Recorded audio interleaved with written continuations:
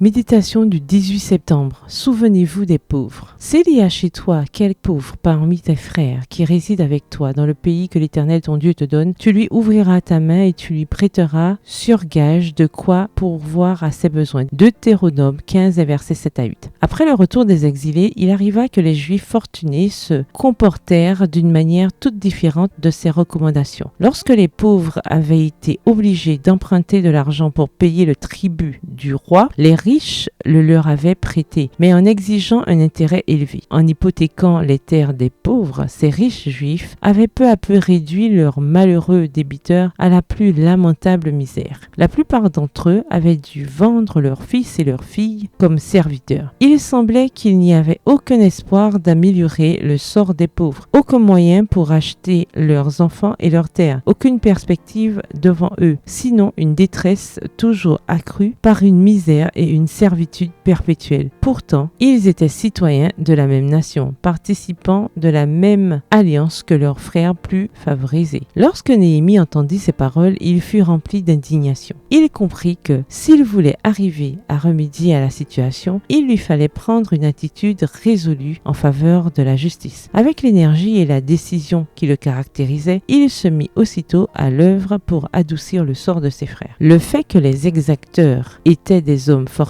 qui pourvoyaient à la restauration de la ville n'influença pas un instant Néhémie. Il réprimanda sévèrement les grands et les magistrats et ayant réuni la foule, il lui exposa les exigences de Dieu au sujet de ce cas particulier. Ce récit de l'Écriture contient une importante leçon. L'amour de l'argent est une racine de tous les maux, a dit l'apôtre Paul. 1 Timothée 6, verset 10. De nos jours, l'argent est devenu une passion dévorante. Nous étions tous débiteurs de la justice divine et incapables de nous acquitter de notre dette. C'est alors que le Fils de Dieu eut compassion de nous, qu'il paya le prix de notre rédemption. Il se fit pauvre, afin que par sa pauvreté, nous fussions enrichis. En montrant notre générosité à l'égard des nécessiteux, nous prouvons notre gratitude pour la miséricorde qui nous est octroyée. Extrait du livre Prophètes et Rois, au chapitre 54, aux pages 452 à 455. Bonne soirée, que l'Éternel vous bénisse.